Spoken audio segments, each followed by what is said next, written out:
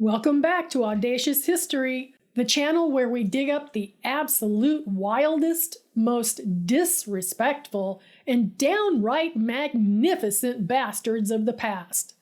I'm your host, and today we're talking about the sheer, unadulterated hubris of the American dream.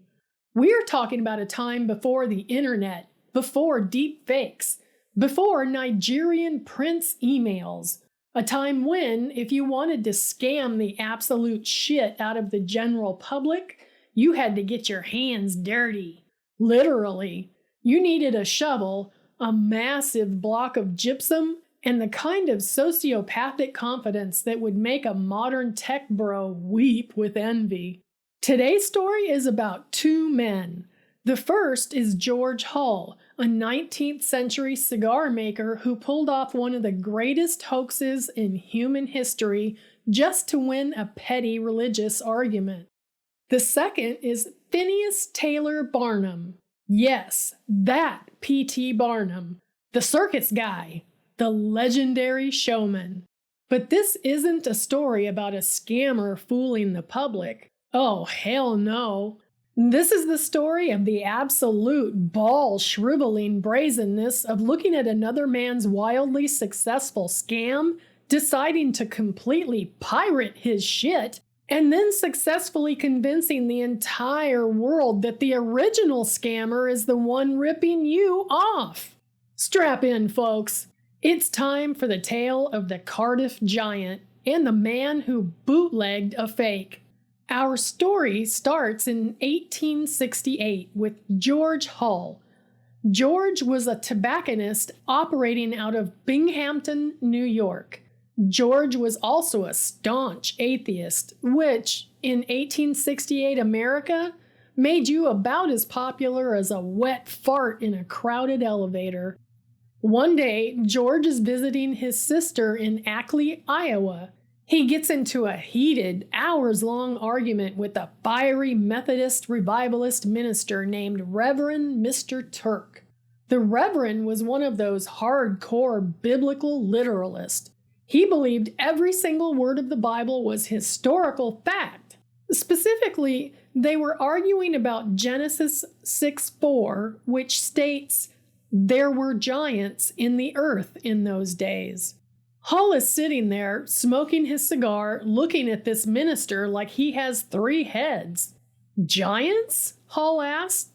"You literally believe 10-foot-tall fucking giants walked around upstate New York?" The Reverend doubles down. "Yes, George. The good book says it, so it's the goddamn truth." I'm paraphrasing the swearing, but you get the vibe. Now, a normal person would just roll their eyes, finish their whiskey, and walk away. But George Hull was a very petty bitch. As he lay in bed that night, tossing and turning, an idea crept into his brain. An idea so incredibly stupid, so monumentally expensive and time-consuming, that only a true hater could execute it. Hull thought, if these religious rubes are so desperate to believe in giants, I will literally manufacture one and charge them to look at it. So George goes to work. He travels to Fort Dodge, Iowa, and buys a massive 10,400-pound block of gypsum. He tells the quarry workers he needs it for a monument to Abraham Lincoln. He then ships this 5-ton behemoth by rail all the way to Chicago. In Chicago, he hires a German stonecutter named Edward Burghardt. George swears the man to absolute secrecy and gives him a singular, unhinged directive. Carve me a giant naked dead guy. For weeks, they work on this thing.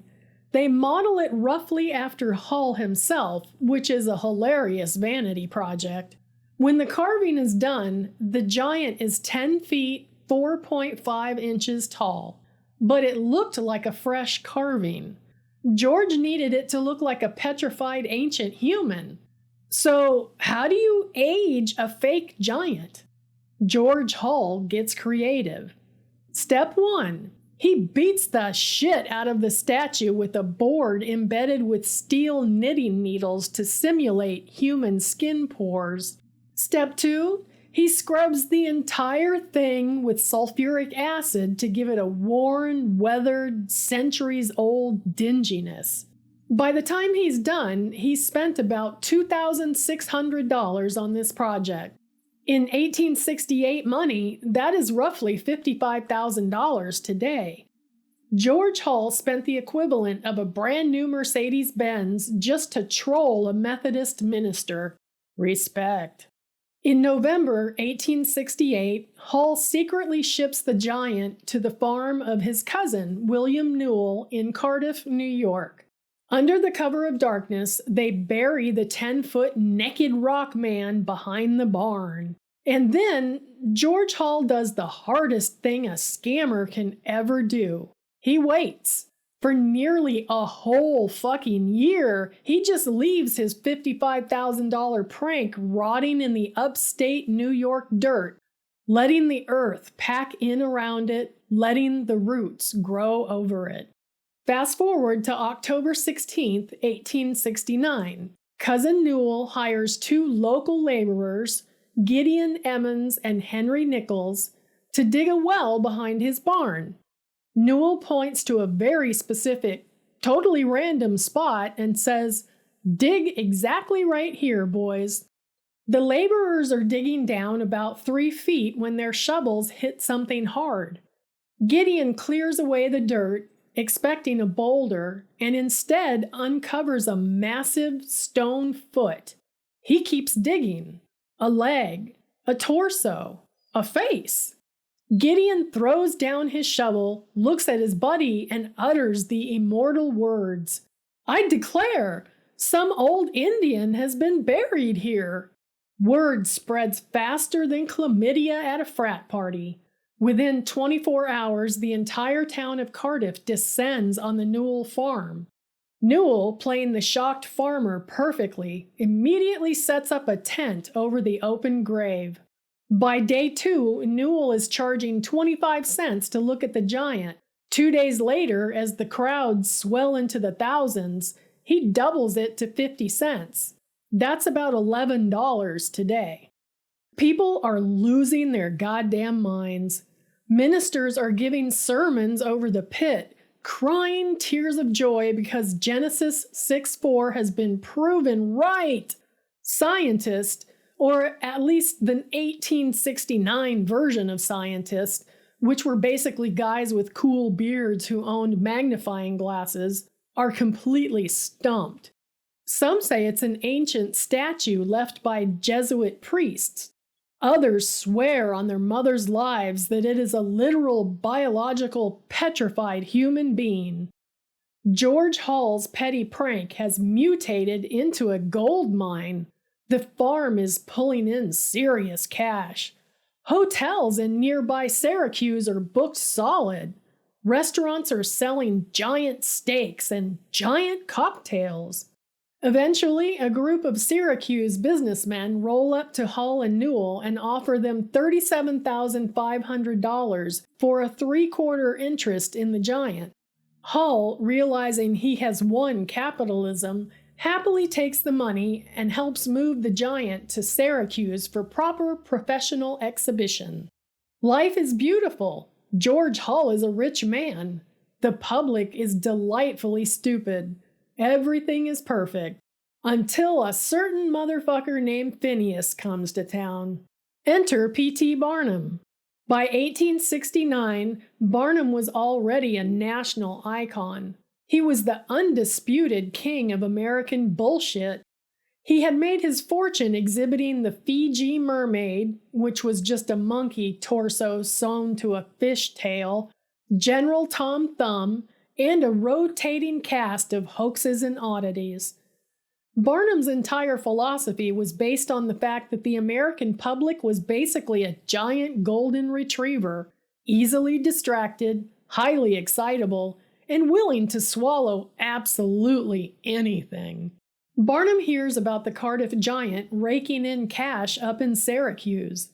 He takes a train up, pays his 50 cents, and looks down at George Hull's acid-washed, needle-poked gypsum man.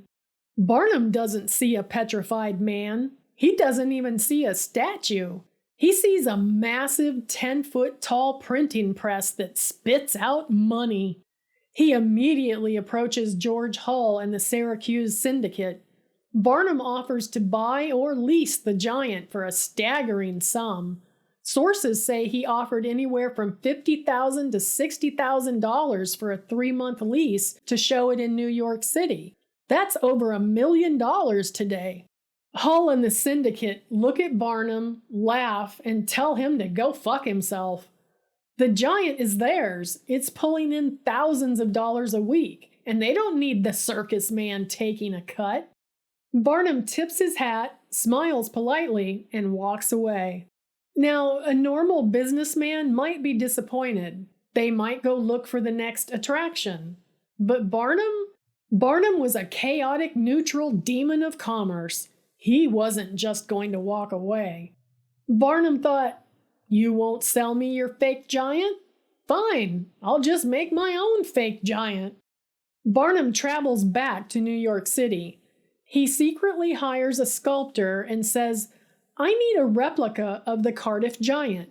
I need it fast, I need it big, and I don't give a shit how accurate it is. Just make it look vaguely like a dead, naked guy." Within a remarkably short amount of time, Barnum has his own plaster and wax replica of the Cardiff Giant. He rents out a massive exhibition hall in Manhattan, Wood's Museum. He plasters the city with advertisements. But here's where Barnum transcends from a regular con artist into a god-tier maestro of fuckery.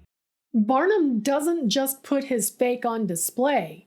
He puts out press releases claiming that his giant is the real Cardiff Giant. He tells the press, loudly and with absolute conviction, that the Syracuse Syndicate secretly sold him the original giant, and that the giant currently on display in upstate New York is a sloppy, pathetic forgery. Think about the absolute brass balls on this man. Barnum looked at a fake, made a bootleg of the fake, and then aggressively gaslit the entire country into believing the original fake was a fake of his fake. He was essentially saying, "How dare you steal the intellectual property of my stolen intellectual property?" And the worst part? It fucking worked. Barnum's marketing machine was unstoppable. He had the prime location in Manhattan. People were lining up for blocks. Barnum is raking in money hand over fist, while George Hull and his partners up in Syracuse are reading the New York newspapers and having an absolute apocalyptic meltdown. Which brings us to one of the most hilariously absurd confrontations in the history of American business. Picture the scene. It's late 1869. P.T. Barnum is sitting in his lavishly decorated office in Manhattan. He's probably drinking a very expensive brandy, counting stacks of greenbacks, feeling fantastic about his life choices. Suddenly, the heavy oak doors to his office violently burst open. In storms George Hull, accompanied by David Hannum, the head of the Syracuse Syndicate. They are furious. They're shaking. They look like they are ready to commit a double homicide. Let's imagine how this conversation went down based on the historical record of their absolute fury. "Barnum, you lying, thieving, arrogant sack of shit!" Barnum slowly looks up from his desk, calmly adjusts his spectacles, and smiles. "Ah, gentlemen, welcome to New York. Have you had a chance to view the genuine Cardiff Giant downstairs? Quite a marvel of providence, isn't it?" "The genuine giant? You absolute bastard! You know damn well your giant is the fake. You carved it out of plaster last week." "Sir, I caution you against slander. My giant is the authentic petrified wonder of the world. I have scientists—" "Shut the fuck up about the scientists, Phineas! I carved the original. I bought the gypsum. I beat its ass with knitting needles. I buried the fucking thing. Yours is a fake. Mr. Hall, please calm down. You'll burst a blood vessel. What you are claiming is preposterous. Are you standing in my office admitting to fraud? Hall stops. He realizes the trap. If he goes to the press and loudly proves Barnum's Giant is a fake, he has to explain exactly how he knows, which requires admitting his giant is also a giant load of bullshit. Barnum has him perfectly checkmated. That's what I thought. You boys have a charming little forgery up in Syracuse. It's cute, but the people of New York prefer authenticity. Now, if you'll excuse me, I have thousands of tickets to sell to people who wish to see the real deal. It was a masterclass in psychological warfare. Barnum took their grift, upgraded it, and then used their own guilt against them to keep them quiet. David Hannum was so utterly bewildered by the stupidity of the public flocking to Barnum's fake that he supposedly muttered the legendary phrase, "There's a sucker born every minute." Yes, history nerds, that famous quote is often misattributed to P.T. Barnum. It was actually said by the guy who got out-scammed by P.T. Barnum while complaining about Barnum's customers. The layers of irony here are thick enough to choke a horse. Hannum and the Syracuse Syndicate weren't going down without a fight. They actually tried to sue P.T. Barnum. They filed for an injunction to stop him from exhibiting his giant and calling theirs a fake. Stop and appreciate the majesty of this legal proceeding.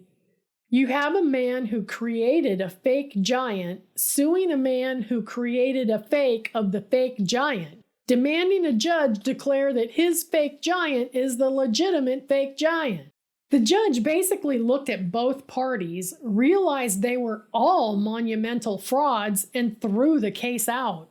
He ruled that unless Hannum and Hall could bring the Cardiff Giant to court and have it swear an oath on the Bible that it was a real petrified man, the court wasn't getting involved in an intellectual property dispute between two competing con artists. But the circus couldn't last forever. The scrutiny on both giants was too intense. The final nail in the coffin came from a Yale paleontologist named Othaniel C. Marsh. Marsh traveled to Syracuse, took one look at Hall's giant, and immediately started laughing. He pointed out that gypsum is water-soluble. If the giant had genuinely been buried in the wet earth of upstate New York for thousands of years, it would have melted away like a bath bomb. Furthermore, he noted that you could literally still see the fresh chisel marks under the dirt.